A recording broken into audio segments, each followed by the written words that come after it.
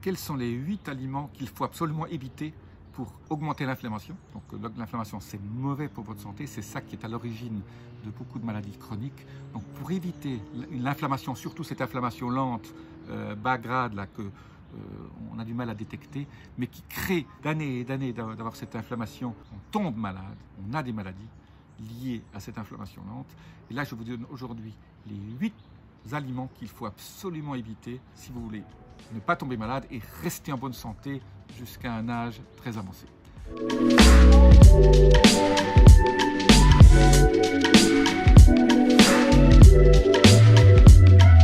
Je suis Jean-Marie Buterlin et vous regardez Vie Augmentée. Alors, le premier, je ne les mets pas dans l'ordre de mauvais ou bon, du plus mauvais au encore plus mauvais.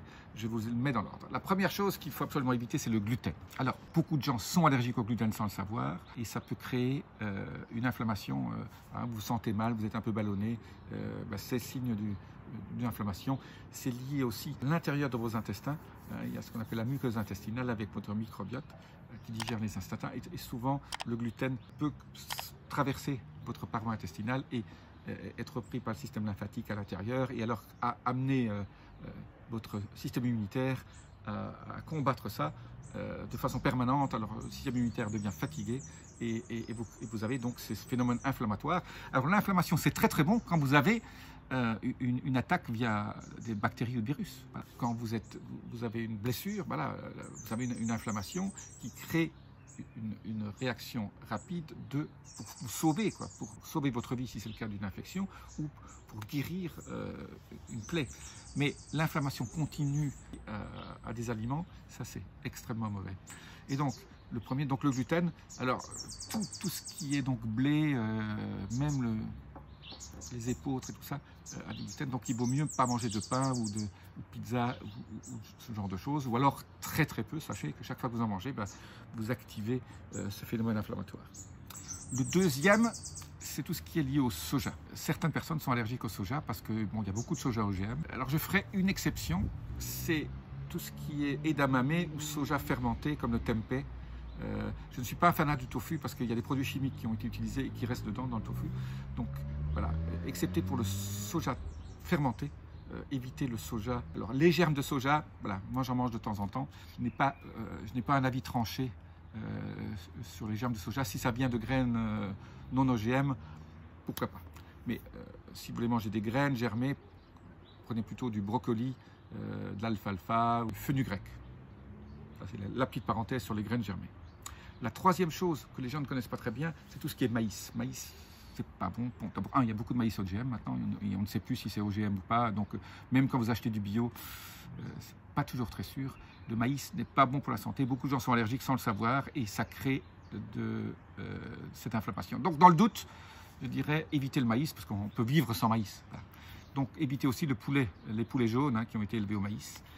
Ce ne sont pas des bons poulets. De toute façon, essayez de trouver des poulets qui ont été élevés pas au grain, mais des poulets qui ont couru, qui sont peut-être un peu plus durs. Alors oui, c'est vrai que quand on le cuit, il faut le cuire tout doucement, pas forcément les plus faciles à cuire. Et prenez des poulets qui ont été élevés en plein air, voilà, et qui ont mangé des bonnes choses et pas des choses qui les ont fait grossir plus vite, etc. Donc c'est toujours très compliqué de manger du poulet, un poulet sain. La quatrième chose, c'est l'alcool. L'alcool, surtout l'alcool au-dessus de 40 degrés. Moi, je fais toujours une petite exception parce que j'adore le vin rouge, donc je dis, voilà, moi je bois du vin rouge presque tous les jours. Donc, moi, j'en prends 2 verres, donc c'est pas énorme, 2 verres par jour. Je dirais c'est la limite qu'on peut s'imposer. Mais l'alcool est un phénomène qui encrasse le foie et qui crée de l'inflammation. Surtout les alcools durs, donc tout ce qui est whisky, coca, les rhum coca, tout ça, c'est... En plus, vous avez du sucre. Combiner le sucre et l'alcool, là, c'est l'horreur. La cinquième chose, très pro-inflammatoire, c'est tout ce qui est sucre. Ce qui est sucre crée de l'inflammation parce qu'in fine, vous créez une espèce de situation diabétique ou prédiabétique qui augmente votre sensibilité insulinique et tout ça crée de l'inflammation qui n'est pas bon pour la santé. La sixième chose, ça c'est vraiment très mauvais, là je mets peut-être une astérix pour dire ça c'est extrêmement mauvais, c'est tout ce qui est huile végétale. L'huile végétale c'est mauvais pour la santé parce que ça a été transformé à haute température Donc quand on vous dit prenez de l'huile de canola ou de l'huile de ci, l'huile de ça, c'est mauvais. Là, donc la seule exception, c'est toutes les pressions à froid. Donc moi j'adore l'huile d'avocat, l'huile d'olive, l'huile de sésame, tout ce qui est pression à froid, bien sûr, ce n'est pas compris. Mais beaucoup de gens deviennent maintenant allergiques, tout ce qui est bien sûr friture. Hein. C'est bien sûr quand vous avez déjà une huile mauvaise, vous la faites monter en température et vous faites frire des choses dedans, là c'est l'horreur totale. Et ça crée des corps de Maillard et ça crée de l'inflammation et potentiellement, donc très rapidement, des problèmes de santé. Dans ce cadre d'ordre d'idées, la 7e chose que je dis toujours est absolument mauvaise, c'est toutes les mauvaises graisses. Donc je viens de parler des huiles, mais toutes les graisses trans, tout ce qui est donc margarine, tout ce qui est ces acides gras transformés, ça c'est l'enfer. Il n'y a pas d'autre mot. Là, vous vous empoisonnez. Donc, évitez tout ce qui est margarine et tout ce qui est hydrogéné, quoi. On appelle ça des...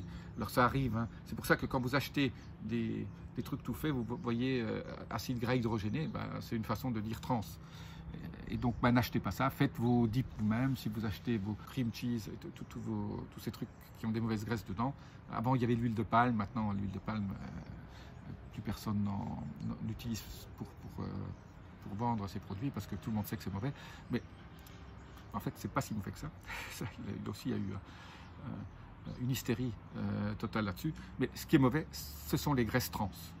Et donc tout ce qui s'appelle hydrogéné, hein, quand vous voyez un truc qui est hydrogéné, bien sûr, c'est qu'on a rajouté des radicaux qui font que ces graisses sont du poison violent. La dernière chose, peut-être aussi très importante, c'est tout ce qu'on appelle le fast food, c'est-à-dire quand vous allez vous mangez des hamburgers, vous mangez du poulet frit, je ne vais pas faire la publicité des chaînes, ou même des pizzas.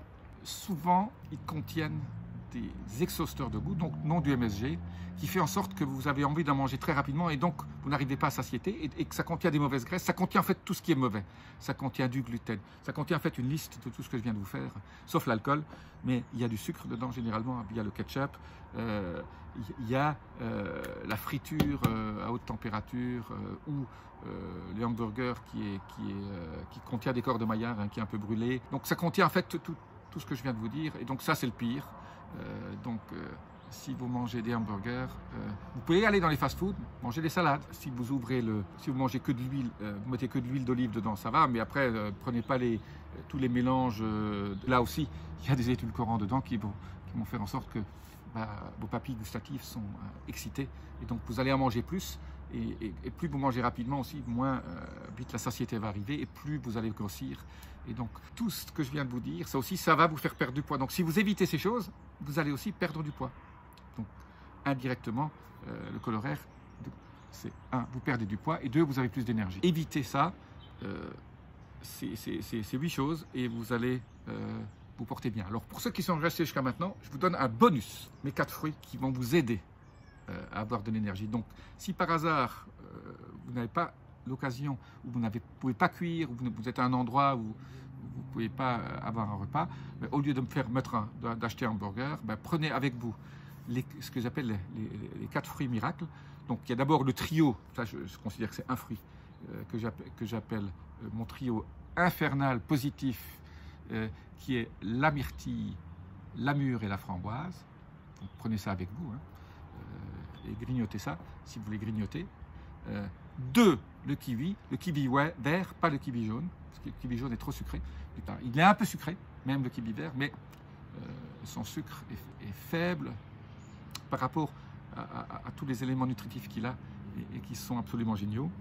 Le 3e, bon, ça vous le connaissez déjà, c'est la pomme granate. Bon, c'est un peu... Voilà, il faut passer... c'est pas facile à manger.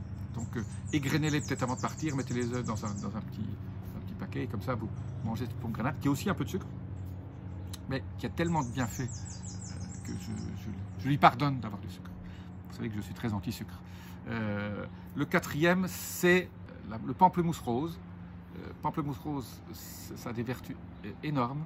Alors, c'est vrai que le pamplemousse, si vous prenez des médicaments, il faut faire attention, hein, parce que c'est tellement puissant que ça interfère avec l'absorption des médicaments.